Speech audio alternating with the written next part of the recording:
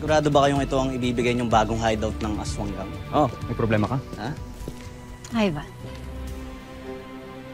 alam mo, magpasalamat na lang kayo na pumayag si Julio na bigyan kayo ng bagong lugar.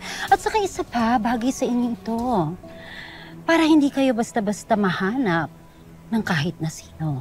Kahit na si Lolo. Dahil walang mag-aakala na ang lugar ng kasiyahan ay pupugaran ng mga aswang. Hoy! Madam! Huwag mo kami bilugin dito. Mas maganda niya kung kay Maya ka magpaliwanag. So are you saying hindi ka happy sa regalo namin? Hindi.